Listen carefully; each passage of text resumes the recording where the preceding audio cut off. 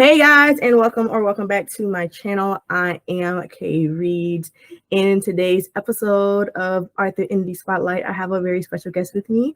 My first book from this author was her Wayward series of Show Me the Way. Not Wayward. Sorry y'all, I'm just getting off work, so I'm tired. It was Did I write something I don't know about? it was your college romance. It was your college romance series. Yes. So read that, loved it, then moved on to 1201, which we're going to be talking about. And I'm very excited about that because I really want to know the mind. I want to mine too. The mind. But with me today, I have Miss Bella J. So how are you? I'm good. I'm not tired. Well, let me not lie. I am tired. I'm always tired though. I woke up early today, but I am excited about this. I love talking about my book, so thank you for having me. Thank you for joining. So first question I ask all my writers that are coming on here: how and why did you start writing? Oh man, that's all. I don't know why that question is always like. So I started writing when I was a teen, so probably like 14, 15. I don't have this. I wrote a song. I don't have it. I don't know what happened to it, but I remember I wrote a song, and then somehow, some way, through my dial-up internet, I found I found like message boards and started reading like fan fiction. So I was in love with B2K. So I started Me reading. Too. Who was your favorite? Oh, I was a Marion all the way. Oh, I was okay. See, I was J Bug. So, I mean, he's still fun, whole family fun, but yeah, I was definitely a big Omarion fan. So I started reading fan fiction. I don't even know how I found those. Like, I can't even tell you how I found message boards. I'm pretty sure a lot of us don't know how we got there when we got to the fan fiction. Because a lot of people today, like the younger generation, they have Wattpad or Wattpad. We didn't have that like that. Like, so we had message boards and forums, and I probably got that from like MySpace or something, Most likely. But yeah, that's how I got into like reading. Well, I used to always be into reading. That's how I got into reading fan fiction. And from there, I kind of wanted to write my own because obviously I was in love with Marion and he had to marry me. So that's how I started writing. And then it kind of just really grew from there of wanting to, publish a book. And I think it wasn't until like my I guess late 20s that I really was like, I really would love to publish something like seriously. But I didn't really learn about indie publishing until I was like in my early 30s. So like years ago. So okay, cool. So we're gonna talk about 1201. Okay. Now, if you do not follow her on Twitter, you are missing a lot because Miss Bella J's Twitter is hilarious, but at the same time, you gave me inspiration to write my own books. Oh, thank you. Okay, so the tweet that you posted with the stimulations of the dude, I guess that was from Bumble. I'm actually doing a speed dating trope. So I'm going to use some of those for my female main character. You can. I be saying I need to post about it more. My friends all be like, you need to make TikTok videos about your experiences. I said, girl, I be forgetting. Usually I just run them and put them on Twitter when I do remember to screenshot. Yes. If they like, if I am too like trigger happy to unmatch or they unmatch me first or whatever, because I might say something like, I want like I date men who bring me flowers on the first date, and they be like, oh, this one guy I didn't get the screenshot. I think I just unmatched quickly. This one guy yesterday told me he is surprised, so he don't need to bring anything to the date. And I said, well, I didn't say anything. I just unmatched really quickly. Yeah. And my parents wonder why I am still single with no babies. Yeah, so let's get into 1201 because oh my goodness. Because Midnight was not like that. No. I mean, well, he was, he was in the beginning. Yes. Well, do we do spoilers on here? We do spoilers. If you haven't read the book, oh well, the book been out. You better go get the book. Right. So as you know, they technically met, met on the app and didn't get off the app. So yeah, he wasn't all that great. So my question to you is, before we actually dive into it, why did I gotta think about this. Time, don't get me wrong, justifiable in everything that she did. Right. Period.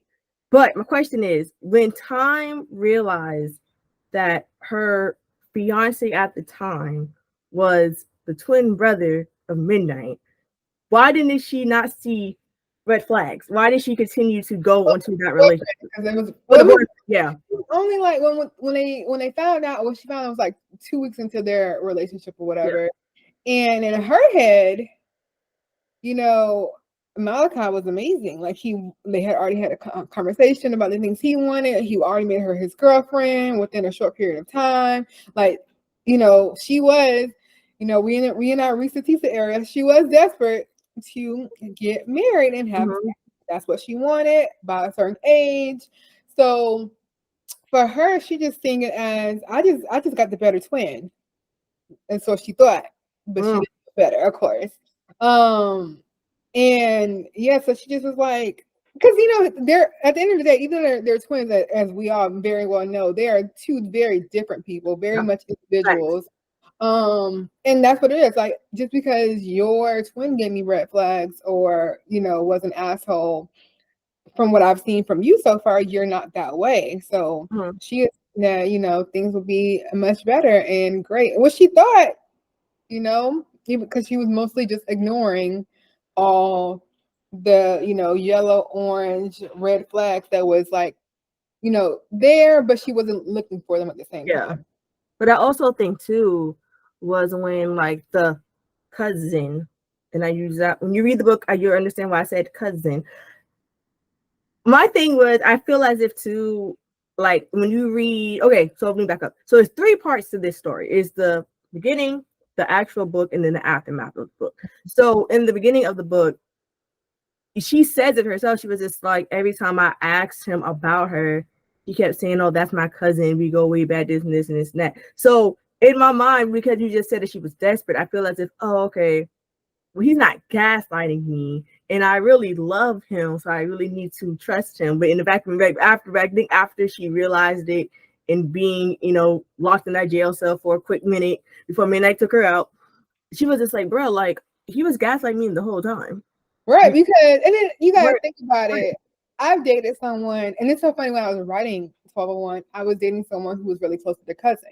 And I was just thinking, like, is this your real cousin? Yeah. Like, I mean, granted, the girl didn't even live in Atlanta or whatever. And like, one of them was married. Well, not married, had a boyfriend, kids, all this stuff, drama.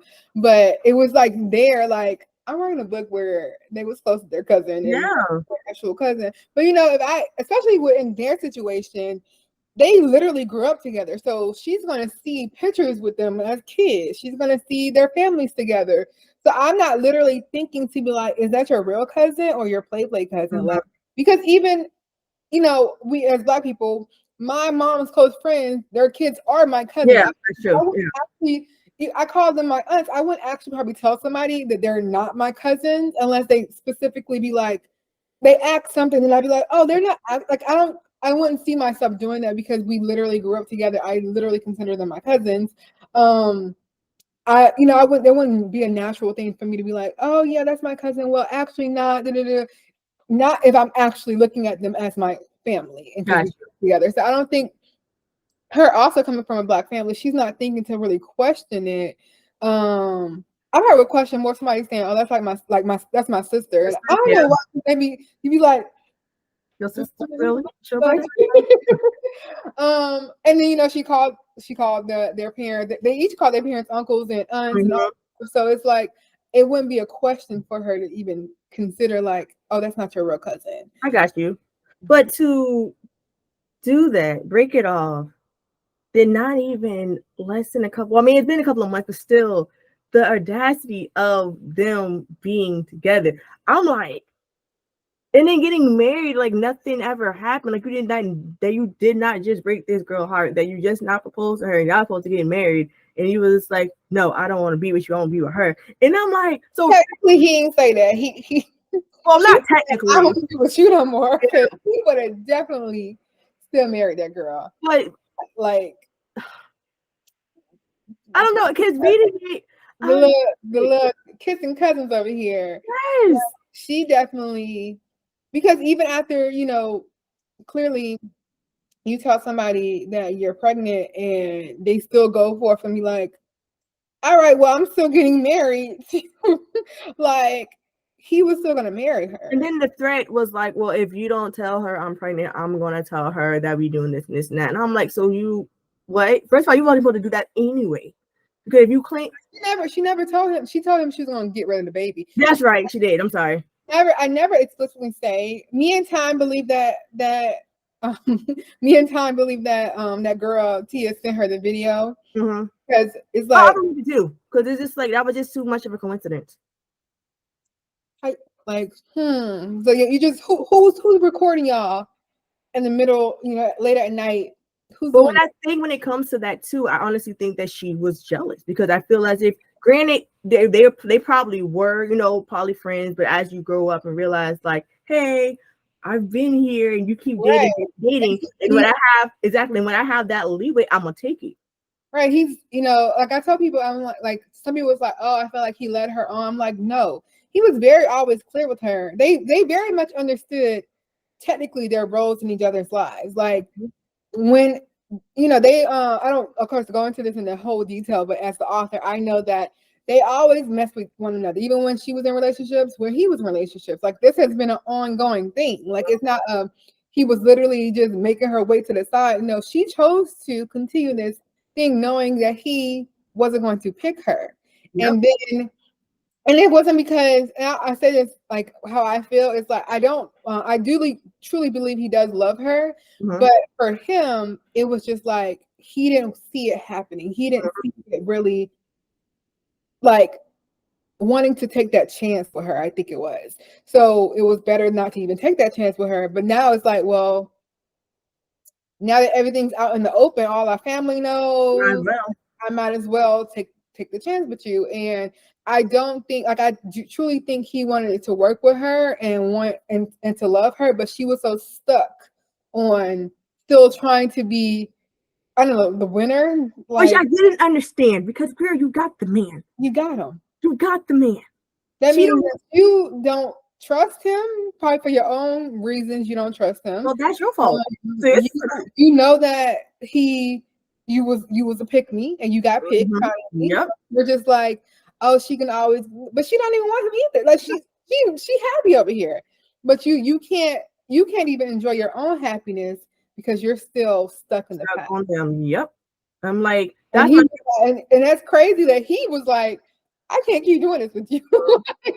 Because reading the aftermath of like, aftermath and like seeing like how the months go by, how you see Midnight and Time, they're growing, they're getting to marriage. They're, he asked her to be his girlfriend, asked to be the wife, asked to be a girlfriend, like, all that stuff. And then you see Malachi and his relationship just plundering another. And I'm like, honey, it's like, how you not, if he's willing to like heal and move on or whatever, you need to do realize the errors of his ways and all this stuff, and know that I'm about to become a dad myself. Like I can't really focus on that, but you still focus on like her ruining your life and being here. No, it's some kind of sick jealousy that you have, and you feel like you just finally got picked because she didn't want him. Yep. And you know that you got picked because she didn't want him. She was like, oh, she doesn't want me no more. Oh, don't worry about it, I'll be here. And then they got married. And so while she at the one point she's happy, and like I said, I understood exactly what Time did, and I justify it. She broke the hell out that wedding. She justified that shit. I do appreciate, even though she didn't like the fact that Midnight bailed her out, I do feel as if that was like their blossoming moment, because Midnight was like, listen, you're not leaving my area, you're not leaving my space until I know you're mentally and physically okay. He really he's like, somebody was like, he's an asshole, but he's very considerate and thoughtful. Very. Yeah, very much. Like, you could be an asshole. You don't have to be a asshole that, is like, because that's just naturally who he is. He's also actually very considerate and thoughtful of people as who he is as a person. So he's gonna, even if I don't like you, or I know you don't like me, I'm gonna put that off to the side right now, because obviously your safety or whatever is important as well.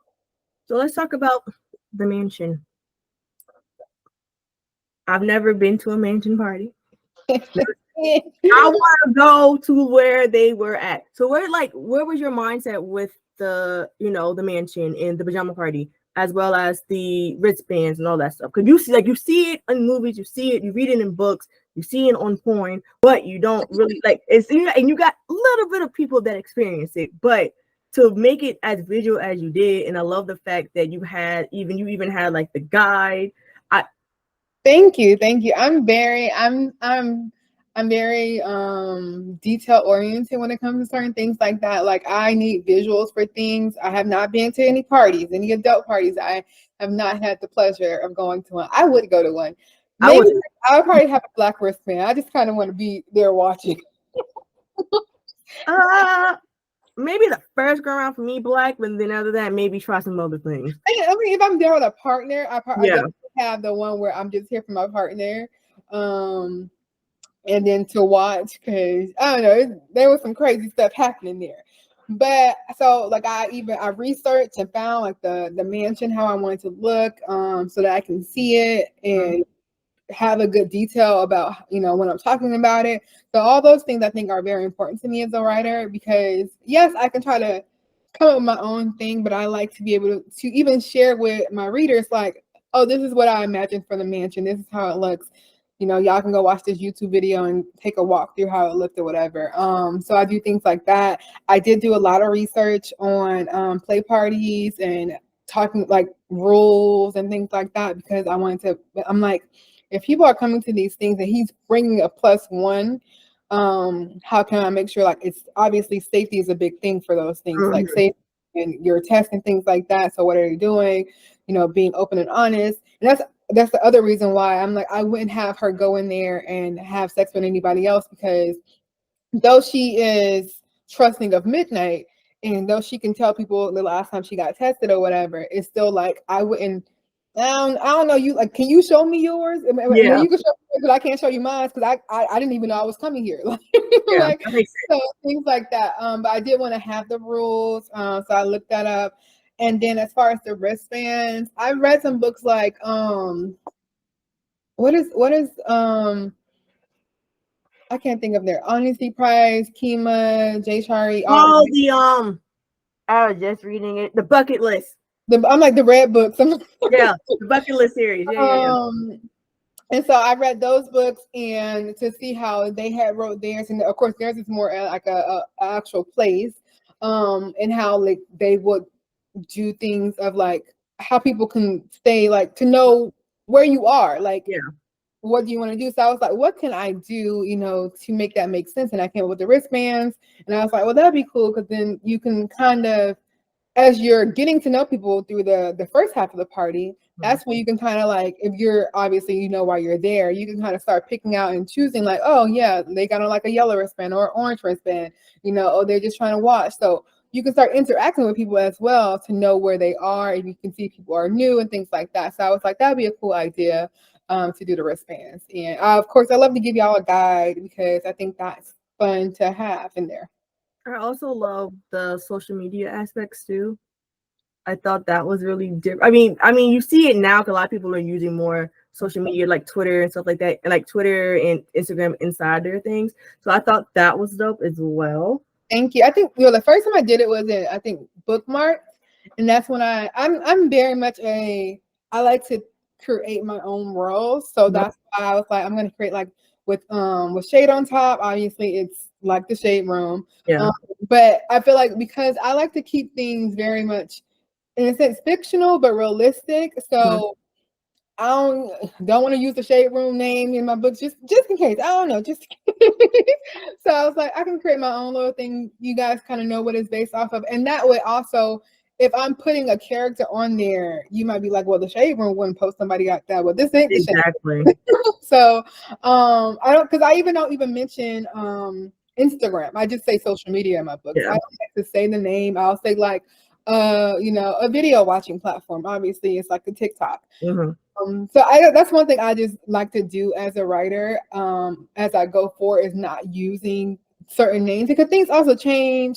I don't mind the whole like dating your books, because I'm writing a contemporary book in modern times. So obviously you would know what Instagram is and things like that. I just prefer not to put the actual names in there. But yeah, I love doing the social media aspect. I had never seen any like mine where I like to use actual people that I have interacted with, or I know interact with my content, read my books and things like that, so that when they read it, they get to have their little cute little surprise. That was cool too, because I saw that. I was like, how can I get my name inside? Well, I would say for a bookmark, I did not let anybody know, but for 1201, I did make a post on Twitter asking who wanted to be included. So, and then if I didn't have enough people, so then I just started pulling from people. Like it'll be like I'll be on Instagram and somebody will comment or something, or post one of my books, and I'm like, oh, I'm gonna use you. Like, yeah. I thought that was kind of cool. So yeah, it's always, I think that was always the fun thing to see, especially if you know Tannen Tells, like she's not very happy that she's Malachi's ex-girlfriend. I was like, who can I make the same? And I just interviewed her, like I just interviewed her not too long ago too. So that's that girl. That's how I don't know what to tell you. In a parallel universe, that was your man. I was like, I love you, but you're going to be the ex for today. I love that. So my next question is, when it came to time, and and you see her and like being very vulnerable with Midnight, and then I feel as if even though I feel like she didn't say it, I still feel as if she was still somewhat hurt with Malachi. And I think when they were at the bakery, I think with the bakery, when she found out she was pregnant. Well, I found out she was like having the baby, about to have the baby. I think her water. Oh no! Wait, you're frozen. Oh, can you see me? Yes. Okay. Okay. Sorry. When she found out when Malachi like apologized to her, like initial. Okay. That like part. that, I feel that right there, that like kind of like closed the healing gap for her, and so that's why she could like flourish with Midnight. Yeah, so definitely make sure y'all read the aftermath. It's not required, but you get scenes like this where very highly recommended, people. Where you see how her and Malachi kind of mended their friendship, at least. To obviously we're family now. Like I wouldn't say friendship. I'll just say cordial. Okay, we can say cordial. I mean, they're gonna be working towards maybe working towards that, but as of right now, they're cordial. Yeah, cordial. Yeah, only out of respect of, because he's a good uncle. That too, great uncle. Because Time is now his twin brother's girl, or his twin brother's wife now. Soon to be wife. They're still soon to be wife, yes. So he was just like, I'm going to have to see her on a regular basis when we have family outings. So I was like, there's no need to hold no grudge. And the family the family cool with it. It is what it is. Like they gonna see each other. But yeah, so I definitely agree. I think it wasn't that she was still, I don't know if she was still hurting, but there was a piece of her that truly appreciated that he actually finally apologized, because I think also by then she had already accepted it. I'm about to be a mother. I'm happy. Like, I made peace with it all. Like, honestly, I see you. I can see where your life is going. So it's like, it's no reason for me to ever even like hold any grudges towards you or anything like that. So she was fine. He whether he did or didn't. I think she also, it was more so she knew that for him and Midnight to probably really move on, Malachi would have had to definitely talk to her. Oh yeah, facts. Like for her, it's like, I'm obviously want you and your brother to have, at least the relationship. Y'all ain't even had the greater relationship, but at least the relationship y'all had before. I don't want to be like the person that kind of like pulled y'all apart, especially, you're about to be a dad, he about to be, y'all get to experience this together. So I think for that was a really big piece of it. But definitely, I probably deep down inside, it was definitely a good feeling to have him apologize. Even though, at that point she was still like, whatever. But I also think too, but even she told me that she was like, listen, like, even if me and you don't work out, well, in my head, how I felt it when they had that talk, in my head, I felt as if it's like she was like, no, that's still your brother at the end of the day. Me and you might not even like, I don't want it to be that way, but me and you might not work out. Yeah. That's still your brother. That's still our child's uncle. So there's no point, like, y'all relationship, and then hopefully one day remain ours. And shout out to their sister, because their sister kept it 10 toes down. She didn't care. She was like, listen, you was wrong, but also Midnight, you ain't by yourself because you was wrong too. The group chat was also on their ass. The real cousins. Was just like, but I thought but ain't they? Oh, they're not together no more. Oh, well, karma's a bitch. It is what it is. So I feel as if that saying, I gotta put that on a shirt. Karma said batter up. Yeah, because it was a bitch. Like, and I think too, once she started messing with Midnight, and once she started realizing, okay, like, damn, like, because she even said it, she said, damn, maybe I did choose the wrong twin. But like you said, you're like, well, at the time, I was going over my situation, and I kind of like made you the rebound. So yeah, I was an asshole to you, but I apologized for that. And by the time I was trying to get myself together, you walk in our house with my brother. Yeah.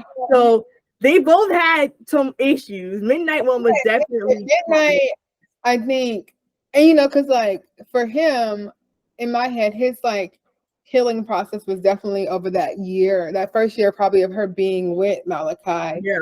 And then, for him, it's like, I gotta keep seeing this girl who obviously he know, like, I don't know if he saw her as the one who got away, of course. Mm-hmm. And learning about her mostly through his brother, like, even though he didn't even know as much about her, as of course she revealed to him, like, about her sister and things like that. So it kind of also showed like Malachi either wasn't asking, didn't even care to ask, or maybe he wasn't sharing those things. But it's like you still got to sit there and watch your brother meet with somebody you fumbled, and now it's on the other shoe. Malachi got to sit there. And I feel like for me, I feel like Malachi, like I said, I do feel like he realized that time is better obviously with his brother. And I think he deserved love one day. I don't know if I'm gonna write his love story. Some people want me to write him his love story. They have different ideas. They think him and Tia should get back together in a few years. They think like, because they feel like obviously she needs more therapy than he does. I told him, I'm like, it's not, people always try to bring it into like, oh, it had to be like this or that. I'm like, that girl grew up with money. Yep. She just thought she could always get what she wanted to get. Like nothing. That's what it is. And she's just a person who needs therapy just because, like, girl, you shouldn't be holding on to grudges like this. Yeah. Like, and you growing your own life now. Exactly. So like you said too, like I said, she was always there.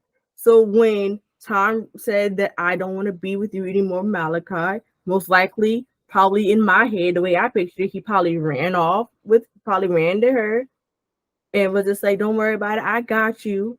He took that as, I got somebody that's been with me forever, want to accept me. Let's do this. We don't give a fuck where it goes, and go from there. Right. And I think technically she's the rebound. If you really want to call her spade, she's the rebound. She is. But she can't accept that she's the rebound of it.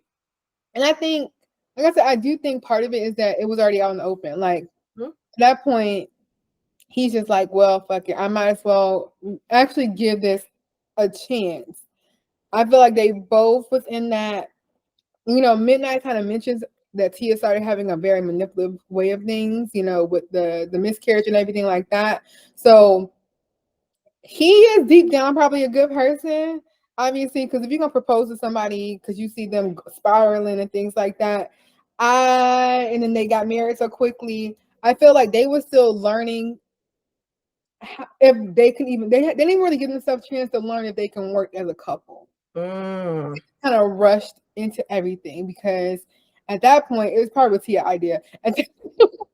Not probably. No, I believe it. Likely it was Tia's idea. Do you think that Malachi proposing to Tia was a petty proposal? To say how they got together so quickly, and they proposed so quickly, and then was about to get married so quickly? Like petty in what way? like petty far as it's like, oh, we're together. You're not getting any younger. I'm not getting any younger. And then you have the miscarriage happen. You might as well just say, oh, let's get married. Well, I think it was a sympathy proposal because he already had the miscarriage, and that's right. That's right. For her, it was she felt like he was not going to. You know, the baby was kind of like the catalyst. Yeah, like it can hold them together. And then, you know, some people was like, did she was even pregnant? Yes, that girl was pregnant, y'all. she made it known that she was too, because I think it was on a Instagram post or something to that along the lines of social media. She mentioned like how Ty found out. She mentioned a rainbow baby. That's what it was, yes. And which he did not want. I also think that was part of Malachi's turning point with her, because it showed him like you're like you're willing to, or you're purposely trying to hurt her. Like you're purposely trying to like one up her. And at this point, it's been 7 months now. We should be able to start moving on and having our relationship, being married, all this stuff. So yeah, I think it was a sympathy proposal and a sympathy wedding. Like I said, I do think he would have gave the relationship a chance, but I think they should have actually dated and not just, oh yeah, we've been, you know, friends with benefits and best friends and all that stuff for so long. So why not just hurry up, like rush to get married? For Tia, it was, I got you. I might as well like rush to get married. I've been here since the beginning. You should know me like I should know you. Let's get married. And that's, you know, even as with best friends to lovers, things like that, like it's different actually, or friends with benefits, it's different being that in those situations and actually being in a relationship and then actually being married. Like all these things coming together. You know, I love the group chat when one of the friends was like, that best friends to lovers love story is a little iffy, ain't it? Because you know, now you're getting thrown into a lot. Like he got thrown into an engagement, a wedding, you know, she's pregnant, all that stuff. And I also think watching your ex, yeah, with your twin. Out of all people in the world, your twin. Hilarious, but hey, it is what it is. So my next question is, what book are you working on now? Oh no. Just give us a little bit. Don't give us a lot, just a little bit. So I'm working on With Cookies on Top. It's the follow-up story to Cookie Dough. It's stressing me out. I feel like right now, I think I'm like almost at 25,000. Okay. And I know, okay. Listen, that ending, because y'all, I did review Cookie Dough. That ending, actually, it's the beginning. I messed up. I messed up as an author. I won't ever do that again. I won't ever do that again. That cliffhanger. It's easy. She goes to the restaurant. The book itself, I had to tell people, Cookie Dough as a book itself is complete, is done. That was their vacation. It literally was supposed to end right then and there. But the fun fact is, With Cookies on Top was always a thing. Cookie Dough came out of nowhere. So I already knew that was going to be a thing from Finding Christmas. I knew that I wanted to do With Cookies on Top. And then I don't even know what happened. Some kind of way Cookie Dough came to me and I was like, oh, it'd be cute to write a little before of how they kind of started their little thing and then kind of have this happening. So that's why it's like the beginning part, because I wanted everyone to know, like, yes, this is a story, this is over, but there's going to be more. So when people be like, it's a cliffhanger, no. It's just letting y'all know there's going to be more. Like, now, that more is driving me insane. I mean, I'm glad they're finally talking to me. So I'm happy about that. But like I said, I'm always at 25,000 words. And these people, like, I'm in the first 25% of my outline. Y'all just read it, because reading it, I was just like, okay, you know, she seemed content. And then, like, you flip the page over and you realize that she's not really where she was before. And, like, I'm like, hold up. Because it had been like 2.5 years. A lot can happen in 2.5 years. I was like, something I give, honey. I was like, ooh, wait a minute. So I love all the everybody's telling me what they think happened and things like that. Because I always knew what happened, but yeah, it's fun to see what everybody else. I do think she is with child, or she was with child, Mm-hmm. or she had, You did write something. I can't remember what you wrote, but or I think I said something wrong. Like either she got pregnant and something must have happened, or she got pregnant, she had the baby, didn't tell anybody about the baby. it could be anything. That's what it's between those two. Listen, 2.5 years is a long time. Because the way she came into that area, it just kind of like looked at him with like, it was like more so like, I don't really want to come to you, but I have no choice but not to come to you type thing. It's like desperation. And I was like, I don't want to come, I don't want to be here, but I have to be here. Definitely desperation. I was just like, it's been like I said, I'm happy that they're finally talking to me. But I'm at this point where this is where it's about to be like the inciting incident that like take place and I'm like, how to write it? You know how you get stuck in like that one little part that got to be like, this is like the hill I got to get over, and then everything really starts flowing. mm-hmm. So I'm at that hill, climbing up, but I still can't believe I'm climbing up and we're at 25,000 almost. I'm like, this is feeling like it might be as long as 1201 or longer. And that is perfectly fine, and we will read it. I know y'all will. So it don't matter. And I'm trying to get out of I'm trying to just write and not think too much, because sometimes I'll be like, well, this sounds and I'm like, you can go back and change it. You can go back you can take out these scenes if it's not flowing like it should be. Because I'm not afraid to cut scenes. Like I will cut a scene really quickly if I feel like it's like not necessary. Like it could be like that could just be a paragraph. Mm-hmm. But yeah, so that is what I'm working on. Pray, like fingers crossed. Summer. That is what I'm hoping for, summer. Oh, that's perfect too, because I think Cookie Dough was released in the summer as well, so that kind of works out. I can't remember. I think it was. So I think it was like a summer romance-y type of book. Probably was. It probably was. So yeah, so that's good. And I love that segue of like, just writing. So the next question is, say for instance, I'm a newbie. I'm watching this video and I'm like, I want to be where Bella J is at. What advice would you give me? Oh my God, where I'm at. That sounds so crazy. My advice is always to stay true to you. Tune out the outside noise. I love all of my readers, every person who's ever read my book. I love you. And even if you don't like the book, that's fine. But I think as authors, we have to tune out readers sometimes when it comes to what we're doing with our writing. So meaning, readers might be like, oh, I'm tired of third act breakups, or I'm tired of, I've seen now some people don't like the use of folds, like vagina folds. Like it's a fold. It's a fold.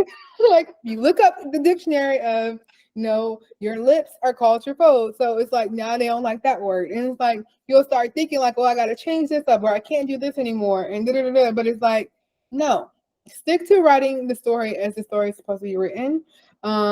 Yes, of course, with words, you can, like, I don't like to use certain words, but it's kind of like what, I can't ever see myself using the word cock in a book. I hate that. But now I see some people they're coming out and saying, it ain't that bad. Or it depends on who writes it, and it's like, that's the truth. It depends on who writes it, because I see things that they say they don't like, and then their favorites do it, and they don't say anything about it. So I always say you got to tune that out. Even like things like if they're rushing you for something, people have been on me with Cookies on Top for 3 years probably. But if the book is not writing or the characters are not speaking to me, the characters are not speaking to me, which is why I always say it's not a cliffhanger, simply because I wouldn't actually put out a cliffhanger book, whereas the story is incomplete, because these are two separate stories. This is a follow-up book, pretty much, and that's like a more of a once with Cookies on Top comes out, that's like more of a prequel to their love story. But yeah, so you gotta they're gonna talk a lot of times. It's usually in love. I always just be like, Like if people ask me about was cookies on top or anything, I'd be like, girl, I want to know when the book coming too. Like I also want to know when the book is coming. Or just, laugh it out or whatever. Don't take it so seriously. Because I feel like a lot of times that even as a reader, we're just talking. I always tell like one of my favorite authors is Kima, and I'm always getting on her about the story that she's writing about my husband.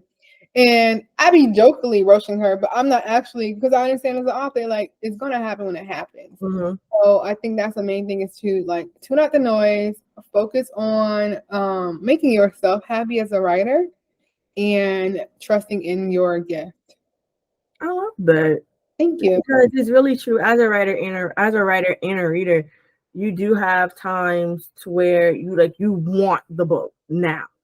You know what I'm saying? But for instance, 1201, you've been writing that thing for like the past year before the book came out for a while. And you kept saying on Twitter, make sure y'all follow her Twitter, that the book was coming. And I think so. I started writing that in the end of November 2022. I remember I thought around like March it was gonna be a spring release. Then I thought it was gonna be a summer release, and we got a fall release because things happen. And like I said, I'm very picky, and I like to have a good process. So like if it goes to my beta readers, usually it come back with a lot of feedback, and then I gotta go through a lot of rewrites, and then it goes out to my editor depending on her schedule when it can come out, and then I like to market it the way I want to market it. So I think all those things come into play. So I'm not as disciplined as sometimes I wish I was, like some other authors.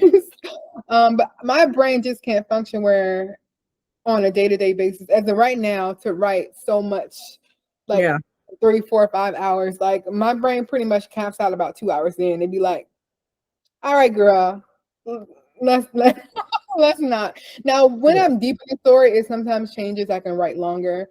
But especially in the beginning stages, I'm just naturally a slow writer. So I have to just be comfortable with that and be okay with that.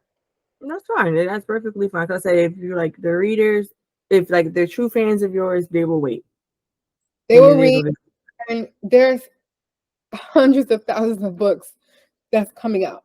So it's not like, yes, I know I really love that you want my book so bad, but somebody else just released a book. 10 people have released a book today. You're not hurting for books at all. There's always going to be a book to read. And I always look at it as, look how many people, well, not always, but like, look how many people read the Coldest Winter Ever follow-up. After how many years? So, and I had a lot of authors that I follow where, it's just when they drop a book, If I love them that much, I'm going to probably stop what I'm doing and read their book.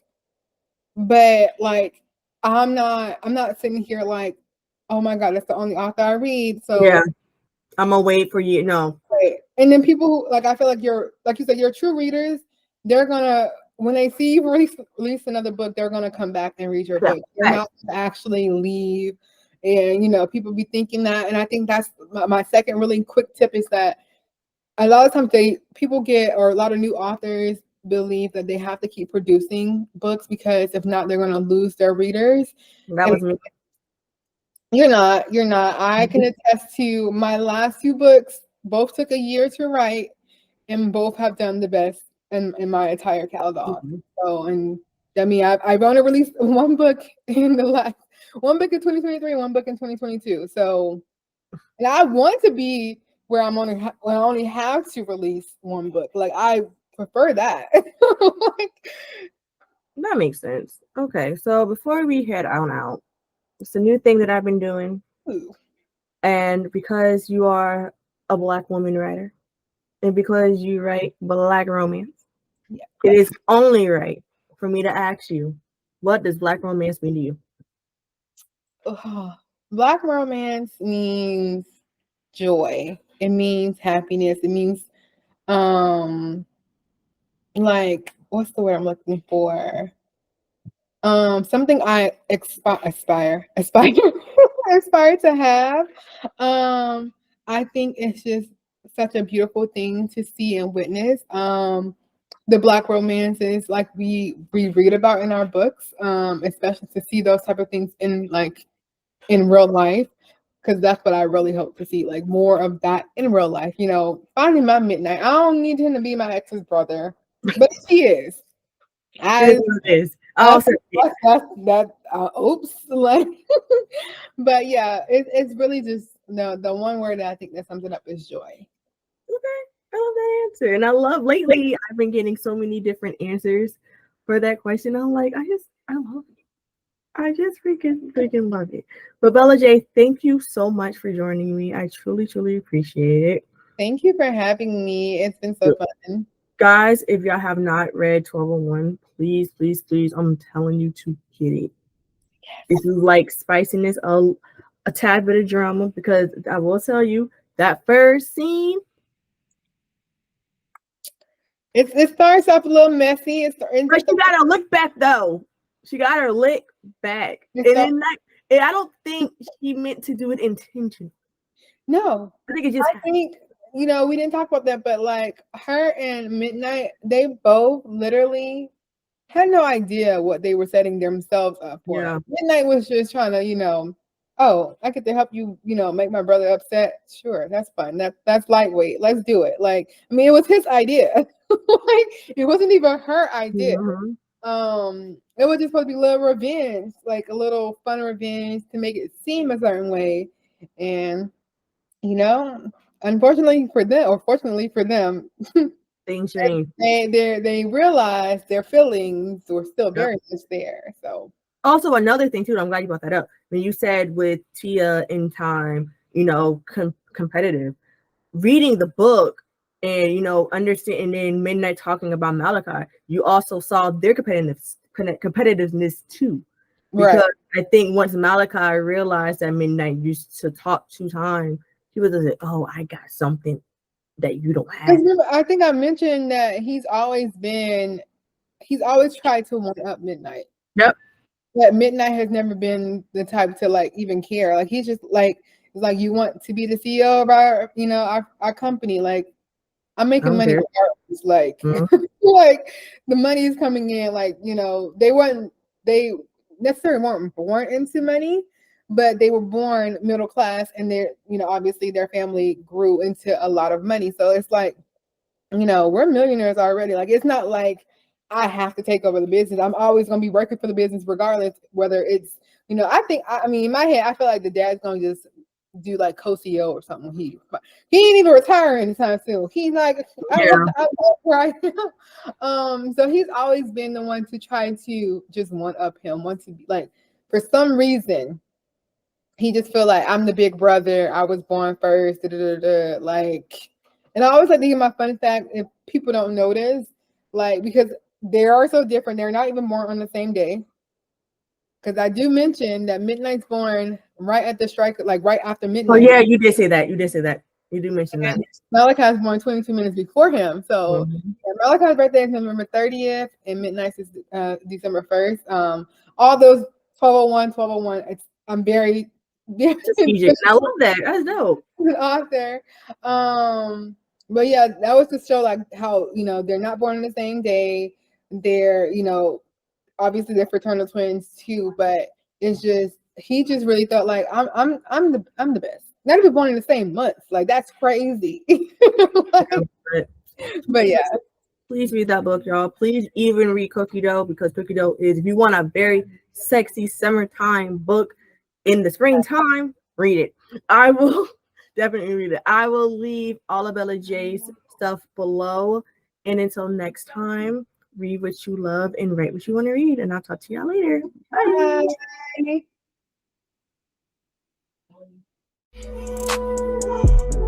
Can't focus on me.